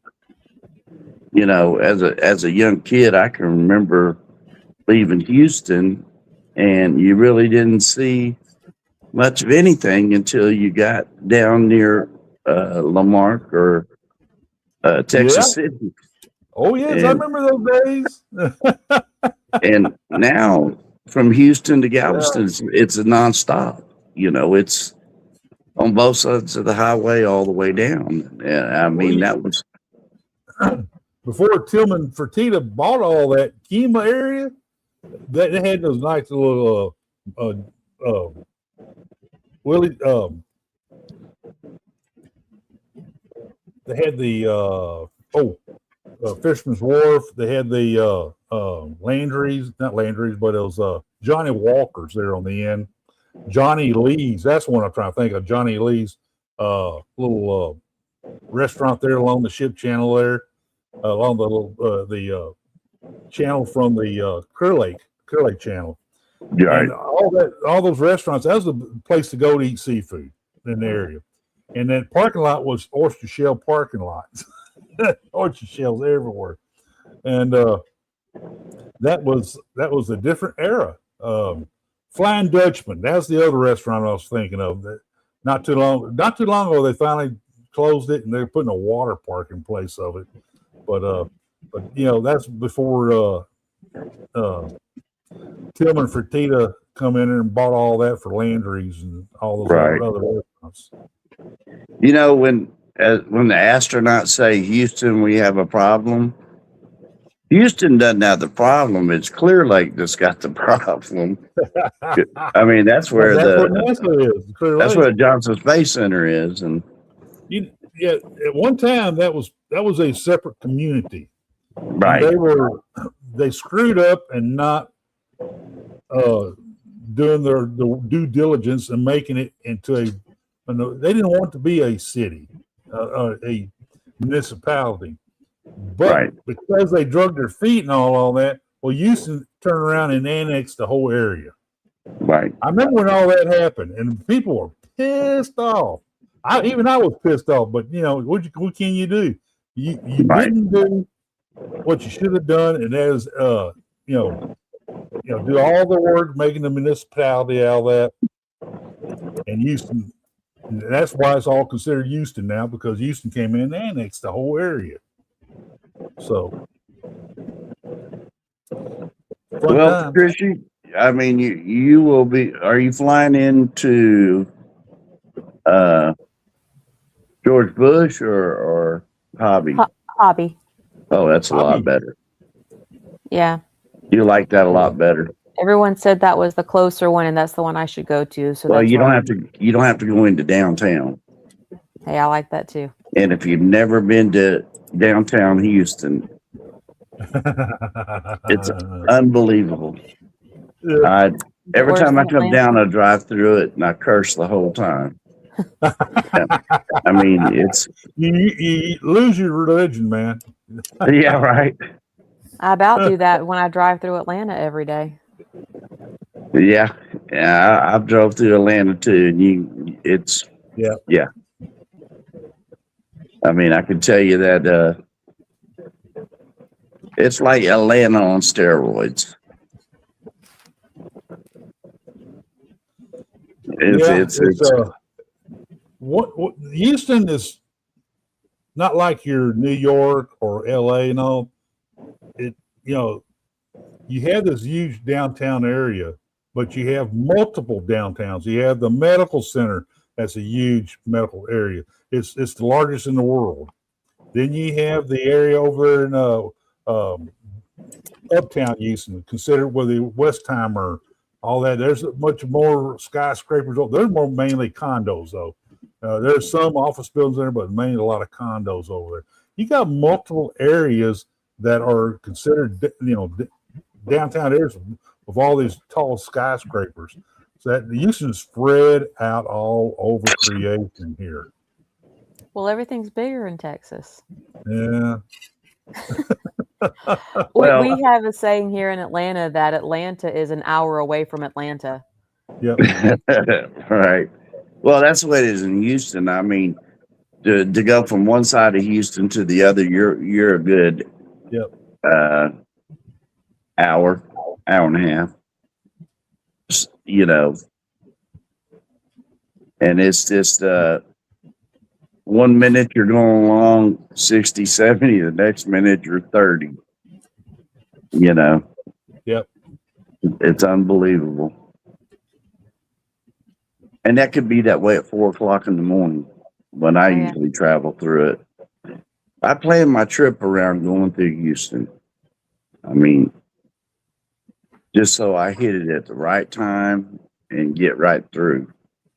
And it still is heavy at 3 or 4 o'clock in the morning. Yep.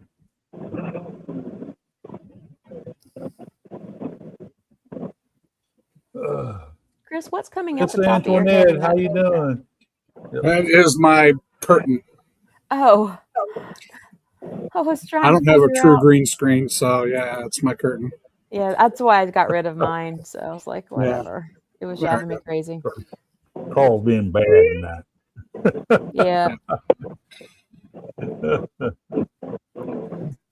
I figured I'd show y'all my favorite room of the house with my pretty tray ceilings.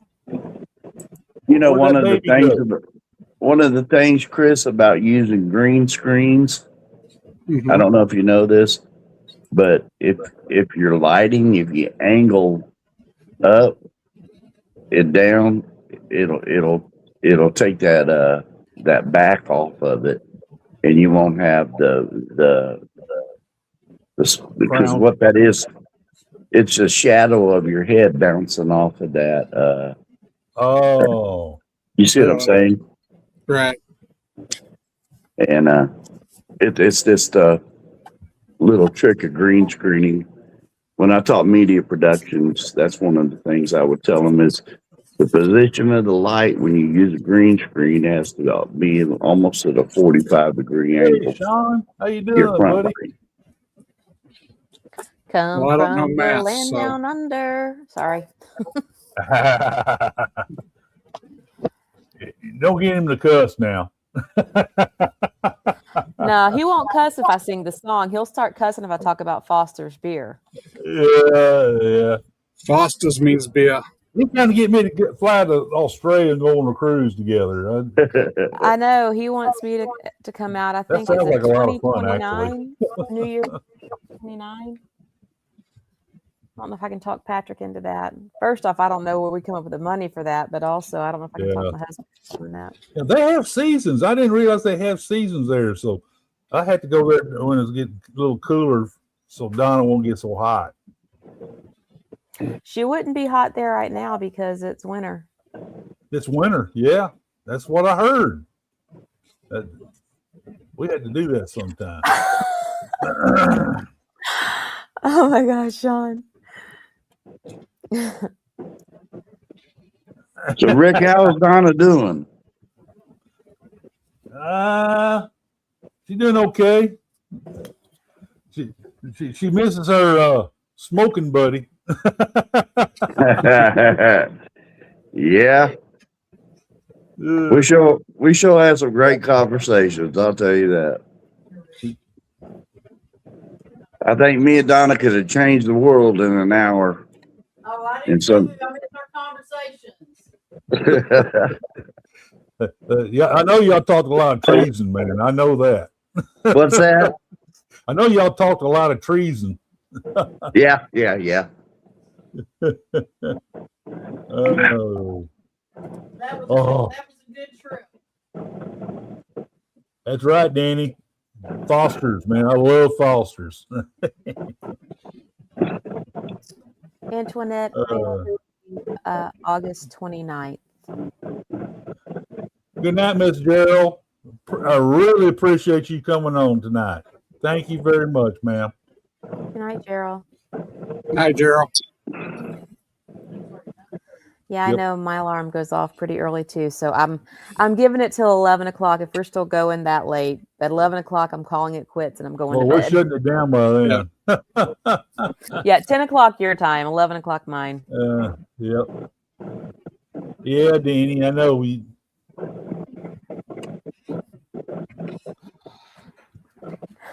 The dogs are driving I Patrick know, crazy. They Danny. want to go out. Sean, if it makes you feel any better, I've never had one of those F beers. So. Oh, there we go. I've had some. Are they as bad as Sean says they are? Yeah, they are. All right. Sean. I'm not a huge beer drinker. I mean, I found some Mexican beers that I like okay, but I'm not a big I'm not big on like the Bud Light, Miller Light, whatever. That's not me. I like Modelo, the Amber, the original Modelo, Dos Equis. I'm a big fan of that. There's a lot of Mexican beer. Superior. There's a lot of Mexican beer I drink. I drink like the Japanese beer Blanca. too. Oh, yeah, that's a good one. That's a good one. Yes, ma'am. It's hard to find here.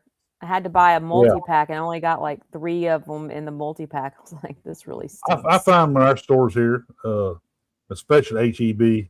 So yeah, HEB's got everything.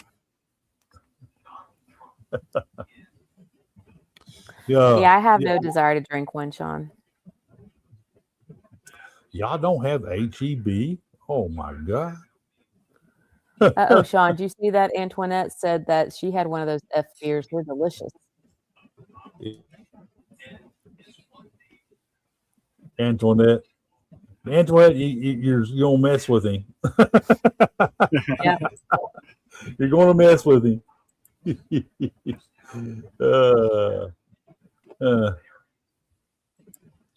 you go. I'll drink do they have those on Carnival?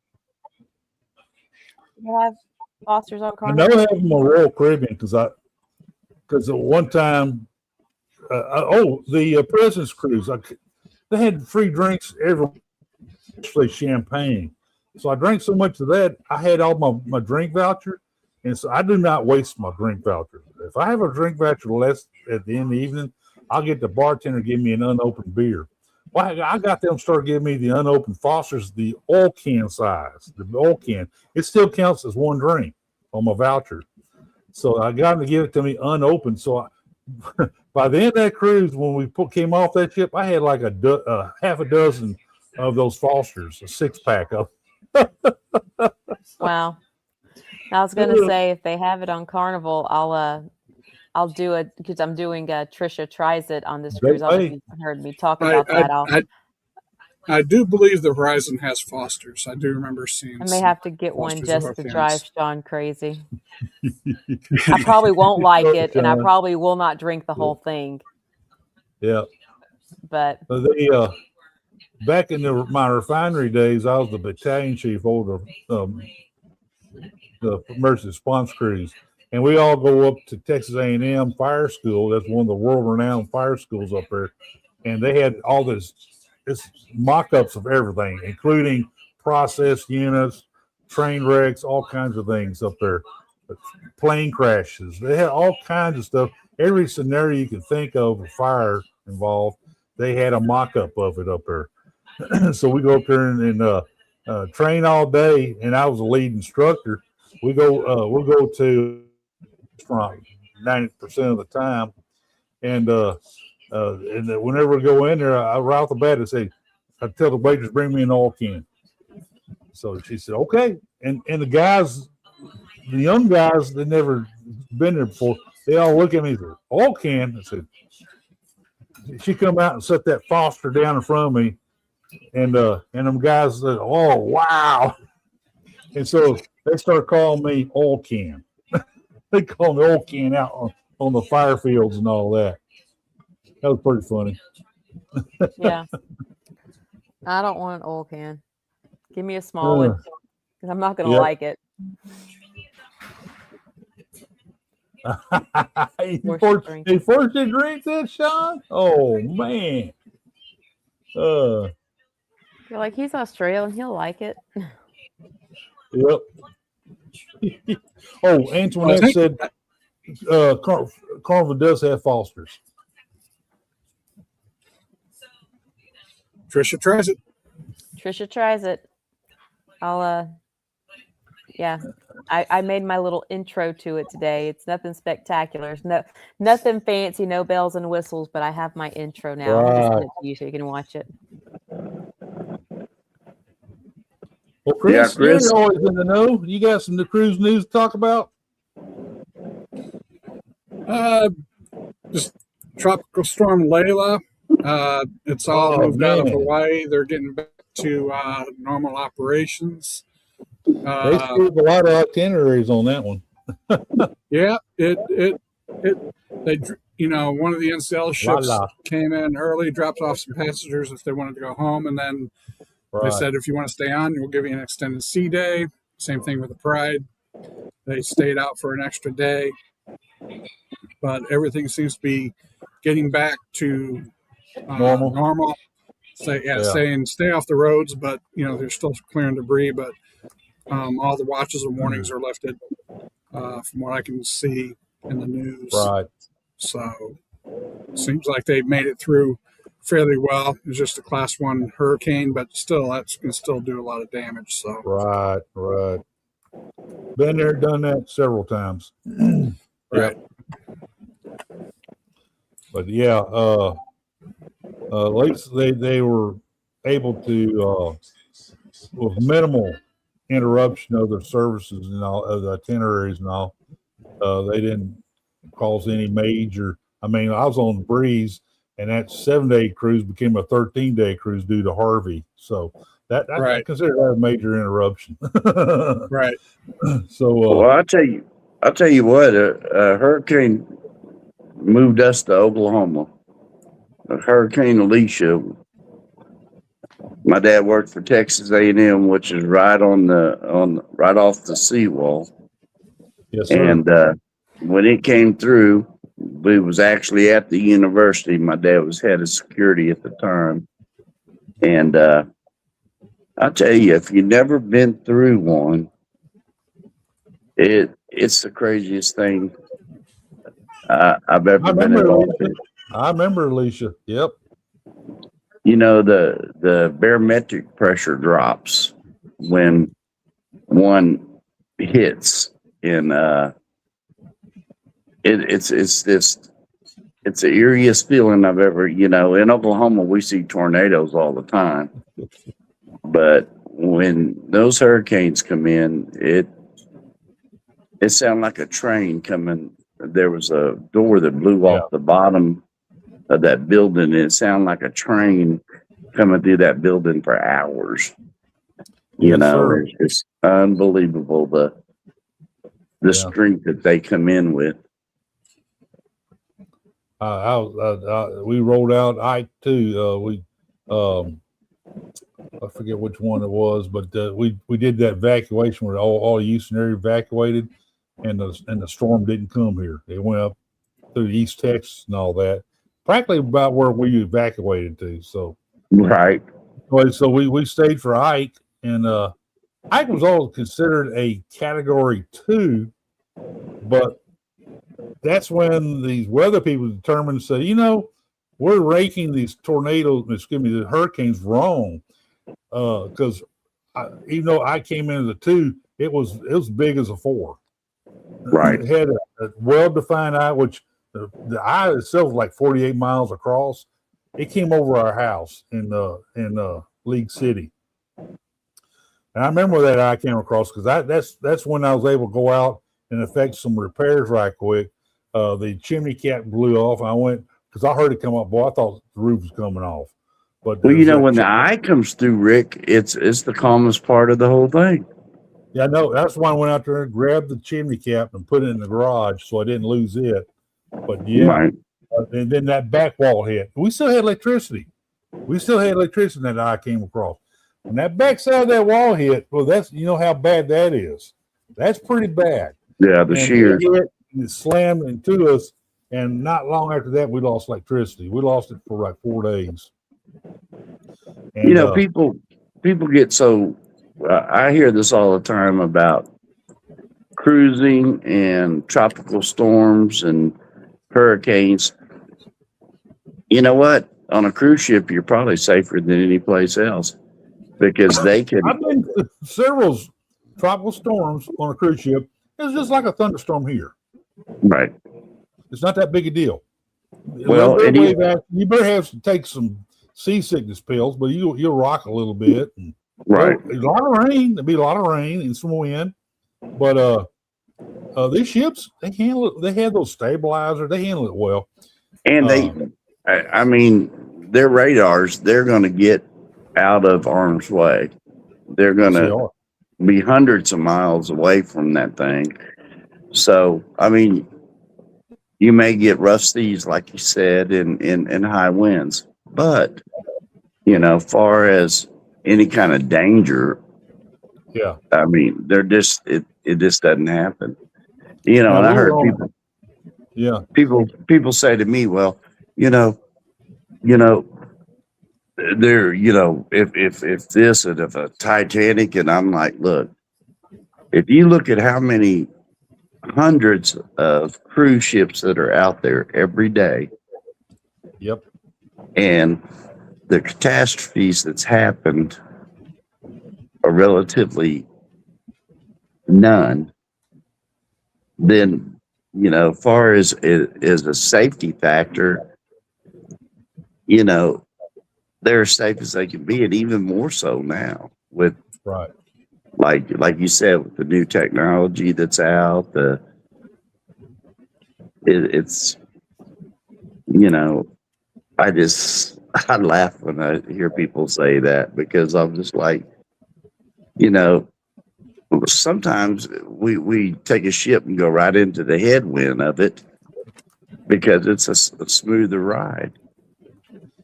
Instead of jumping down in troughs, which right.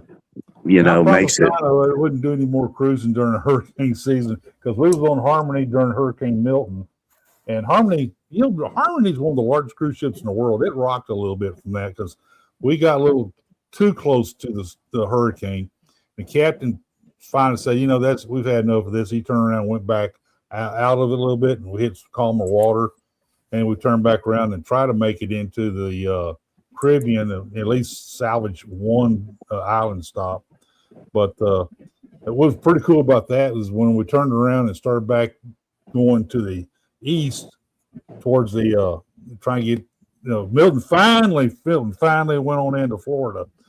We had off the left side we had Margaritaville, Highlander, and off the starboard side we had the Breeze, Carnival Breeze. All three was going together out of the Gulf finally. We all actually wound up in Cozumel together, all three ships. I'll never forget when we were at Cozumel, and I was standing up there on that outside pier. You was coming up the gangway, and the waves were shooting through the holes in the pier. Andrew, the thing Jennifer's still hanging around here somewhere, Embarkation Nation. Andrew was up there doing some videoing, and I, like you said, man, I walked through there, and those blowholes on that pier on Cozumel, wave hit, and it shot up. I said, "Oh crap!" That just doused me, man. Yes, it did. And I was standing there. I said, "Oh God!" And I looked over. I saw Andrew up there. Andrew, did you get that? He said, "Huh?" I don't think he got it. Well, I didn't have my phone on me, and I was so mad because I mean I was standing there watching it, and I saw you come walking down the pier, and they'd been shooting out of those blowholes, and I Yeah. thought, Rick's fixing to get it. Yeah. I was going to say, look over Andrew and say, did you get that? I didn't see that. Because I saw the like geysers on both sides of me. I said, "Oh God." Shameless plug here. Yesterday, Chris and Eddie and Kat and I did a live stream on cruising during hurricane season. So go check it out. Yeah, I'll do that.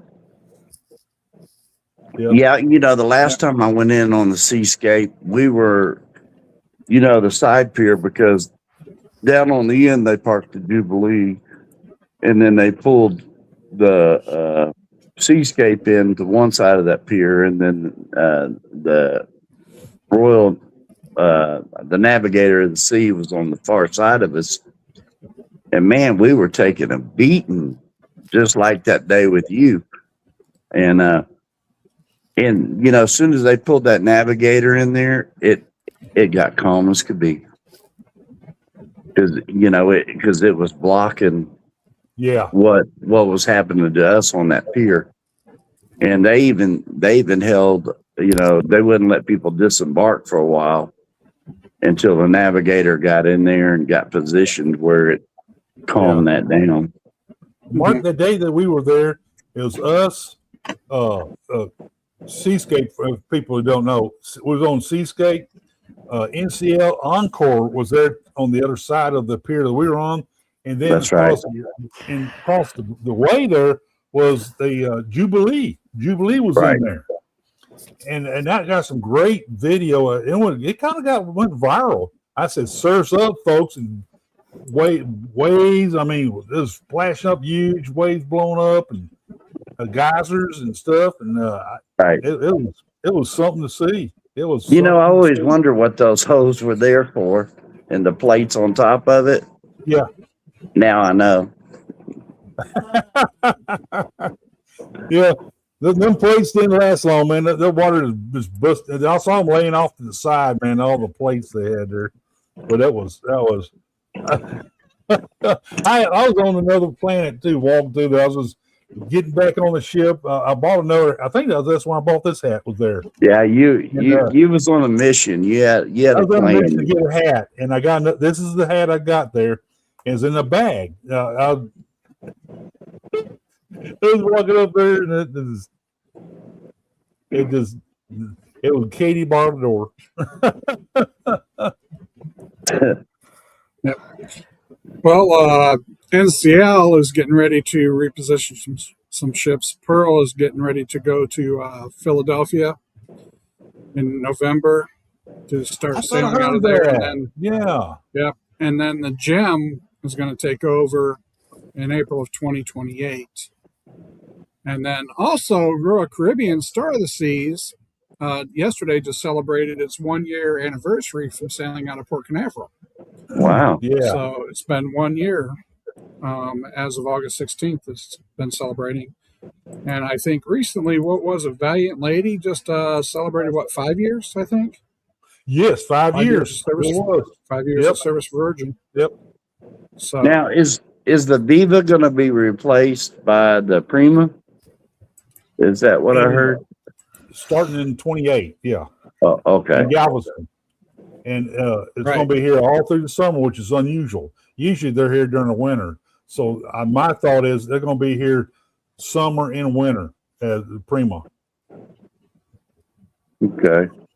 Hey, Jennifer, I cherish the time I spent sitting there on that. See, we had all these content creators, and so we had the best time, sharing ideas and talks about the industry. And I had some of the best conversation with Jennifer, and she gave me some great advice, and I took it to heart. And I appreciate her and Andrew both a whole lot. And that's some of the people I cherished meeting. Mark, that's when we met Mark on that cruise, and I mean, it is, to me, that's still one of the best cruises I've ever been on, especially. Well, Rick, with I all could the tell. content creation. I could tell you took a lot to heart on that because I noticed when you got back, you got more aggressive about your content, and then your visual presentation of your show is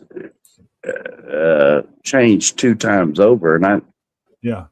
I mean, I've seen a big difference, and Bill was another one that was great to sit down. Bill Banter. Oh yeah. I mean, I thought about, I've watched his live quite a bit, and this some of the conversations that you and I and Bill and Donna had, and just the knowledge that Bill brings to the industry too is. Bill told me stick with my as a basis of what I'm doing with the YouTube is the Galveston news, because he said, Rick, he has. I wish I knew the stuff that you knew, because you know you have the stuff going on there. You have connections. You present this stuff, and he said you keep doing that. Keep doing that. That's what Bill told me. Sometimes you like when you start here, like you mentioned it. I wouldn't know if I was doing anything right or not. I was doing it what I felt I needed to do, what I felt good doing. But then after that cruise, I met like Jennifer, Bill, and you and gosh, somebody else I was trying to think of. Derek. I spent some time with Derek and Amanda. Derek, yeah. And Derek's one long time ago told me you got to grind it, Rick. You got to keep doing it every day. And well, and even in I had a conversation with Derek about how to present contact, and I said, sometimes that people just want the realistic presentation of what you're actually doing. I said, and sometimes we get caught up so much in editing and the presentation of it that I said, I think at time you're going to almost burn yourself out. So, I've noticed how his presentations are a lot different. It's more true to this is what it is. If y'all get a chance, look at their European vacations that they just got back from. Right. I mean, and he was one morning he just got up and he was walking down through the Airbnb and the gondolas and he did a whole deal on just gondolas and bridges. Right. There wasn't nobody out there, and I told him, I said, man, that is so true to this presenting what you see and what you see, what you hear, what you feel, and I think that's what attracts viewership. Another thing I found is that attracts viewership is passion. Having a passion for this business, for this industry. I still have the same passion today that I did the first video I did, the video number 1. Now, tonight we're hitting 801. I did hit 800 today when I dropped my my drive-by video, and tonight's 801 videos now that I have done. I mean, they're all my children. Every video I've done are my children. They're my creation. And I still have a passion for it. Yes, Donna. Donna thinks I'm nuts. Mm-hmm. I gotta have somebody. Well, I a couple of months ago, Chris was on a live on the ship, and He just laid it out there. This is what's going on. This is what's happening. And I found that so interesting, that I stayed on his whole live just because it was true to the moment. It wasn't Right. canned. It wasn't. I just found that very, very realistic, and I started following you, Chris, and and I think that's important when you're creating content. Yeah, I remember that. I was sitting right there. You saw the look on my face when he handed that to me, didn't you? Yeah, I tell you what, I wished I'd have had a camera in my hand. Because I mean, you ever mentioned it just now. That's why I thought of that. Yeah, because Jennifer and her husband and all of us were just sitting there, and the look on your face was I wished I could have recorded that, you and Donna both. Oh, yes. It's like we've reached our pinnacle. Like a baby. As soon as it touched my hand, it became an instant family heirloom. Hey, it was almost like a Tony Award for cruise ships. Yes. And then I was cradling like a baby. Then I handed it to Donna, and she did the same thing. She had it wrapped up. Right. I'm surprised you even let it go, Rick. They're going to be dead. They're dead son of guns. I'm surprised you even let it go. Let somebody else hold it. I thought he was going to break off with, I like to think the Academy. Yeah. So, Donna, did he sleep with it that night? I just want to know. He sure may must have, because it wasn't me. But it's like Donna and I both. We were both kind of we're seasoned cruisers. We've been on a lot of cruises. We were both a little bit nervous going on board Seascape that day when we boarded that ship. And when as soon as we entered the terminal till we went through the ship and all that, it was beyond what we imagined it was going to be. Yeah. And we became instant MSC fans. So I thought Well, MSC, the meetup the night before when we all met up, yes, that was a neat experience too, because it gave us a chance to get to know each other a little bit, y'all probably thought I was crazier than hell because I showed up in the duck costume. But, I talked to Amber and I told her what I was going to do. Jennifer. And she basically told me that if I didn't show up with it, that she was going to call me out in front of everybody. So I showed up in it, and just to. Give me Mark for a second. Good night, Tricia. I know you need to go. Night. Good night. We'll talk again, Tricia, about because I'll be coming through about, I'll probably be in a little bit earlier, but I'll kind of, All right. Sounds make good. a way. And if I can pick some of y'all up and just bring you on down, that'll save. There's no sense in y'all having to pay to do that when I'm coming right appreciate it. through. I appreciate it. That's great. We'll kind of get with Dave and see the flights and Yeah. see when y'all are gonna, Yep. Sounds good. Okay. Good night, everyone. All righty. Good night, Tricia. Night. Tomorrow's 11 days. Well, you go ahead, Mark. I've moved up the cabinet ladder. Yeah.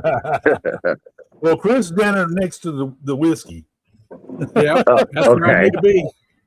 That's a good spot for me. I'm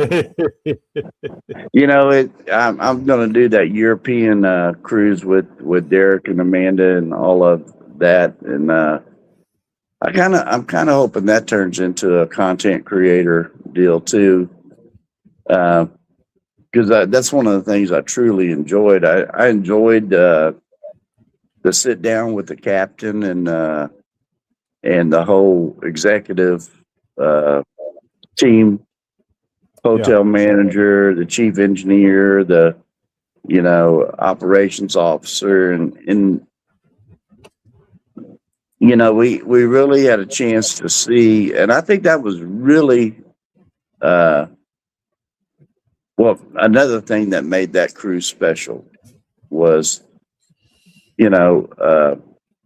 Ryan, when I went back this time, and I don't know if y'all seen the video I did with Ryan kind of promoting the next group cruise. And, I said, Ryan, Derek's bringing another group. He said, well, let's do a promo for it. So he said, we had a chance to sit, we talked to him right there in the theater. He's a good guy. He's a good guy. Yeah, very personable. And the hotel manager too. Oh, Great yeah. guy. Yeah. Hotel manager helped me. He escorted me off the ship. He helped me. Got me. Hey, come on with me, Rick. I'll get you out of here.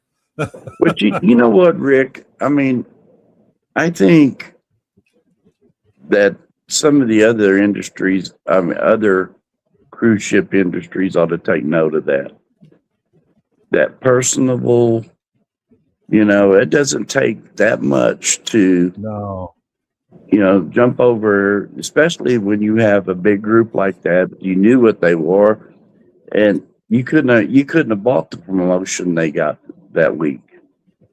Yeah. The initial sailing, all those content creators went out and said, hey, this is something you need to go check out. Right. And I really do. Ryan, off camera, him and I talked about that. He said, that was, he said, Mark, we've been really fortunate since we got here. And he said, I kind of felt like, they made a home here. They made a home. Yeah. Now, Rick, were they escorting you off the ship friendly, or were they behind you kicking you in the butt saying, get off my ship? The way I said that while ago, that could have gone either way. Were they just saying, get off my ship, you Texan? But, MSC, I mean, they did it right for first time coming in here. They studied us. I feel like maybe it might have been a lab rat or something, but they figured out what's the best way to enter this market, and they did not. I didn't see any missteps, Mark. I didn't see any missteps in what they did. No, get into this market, and they did it. I mean, they did it right. They did it right. Well, and there's something to say about, I mean, they're reaping the benefits of doing their homework. Yep. Chris will tell you that as a teacher, if you do your homework, you come to class prepared. And if you come to class prepared, the results can be good. Absolutely. You're not going to be nervous about the results of what's going to happen. And that's exactly what they did. Right. Down to just understanding how the southern people of the United States are. Yes. I mean, even, the northern people are different than the southern. Oh, definitely. Southern people are very open, very, here I am, take me, leave me if you, and that's the difference between, my dad's family's from New York, New Jersey, and I could even tell as a kid when they'd come down and we'd meet, it's, the southern hospitality is different, and I felt like Seascape very different. Caught that. They understood it. They understood that if we're going to grab these people, then we've got to be very open, very out there, and it paid off for them. It did. Big time. Yeah. Right. All right, gentlemen. I'm going to head out. 5:45 comes along pretty early. To shut us down, Chris. I appreciate you, man. Yeah. Hey, folks. Y'all be good tonight. Thanks for everybody coming by. Hey, let me plug Danny's fundraiser real quick. In my at the bottom of my chat, I've got it linked. I've got it pinned. So Danny has Costello syndrome. She's one of a very few in the world that has it. Yep. She's trying to raise some funds to help her go to the convention. Danny's in all of our chats. She's a mod. She Mod was on there mine. for us. We need to Yes, be she's a there mod for on her. mine. I've already ordered my popcorn. So Yep. hopefully it'll be in pretty soon. So everybody get out there, order some popcorn. If you don't like popcorn, order it and donate it to your local teachers, your local housing shelter, wherever you want to donate it to. So but get out there, support Danny D, because she supports us more than what we know. So we love you, Danny D. Thank you for all you do for us. Thank you for posting that, Danny. Yep. Hey, everybody, y'all have a good night. We went over, but when we have fun stuff, we go over. Chris, appreciate you coming on board. Mark, always enjoy your point of view, cruising, and being a good friend. We've enjoyed your company, man. Yeah, I look forward to getting. I'm probably going to come down the 29th and hope we can get all these guys together and we'll have a beer. Yeah, just meet up someplace and I think that would be really neat and show them Galveston's. I think Galveston gets a bad rap, but a lot of people come in for cruises and they really don't get a chance to experience the charm. So, folks, and if you hit the like button on all of our channels too. Yep, there you go. And, Chris, take care of yourself, buddy. Going on our Good channels, to see you, Mark. Y'all have a good night, and be sure to do that. Hit the like, subscribe. It helps our channel grow, man. Miss Donna over here said to do it, so folks. And we all know we better do what Donna says. Yeah, right. And that leads up to this next thing I'm going to say. Be kind to one another. Y'all have a good night, and I'll catch you later, man. Good night. Happy wife, happy life.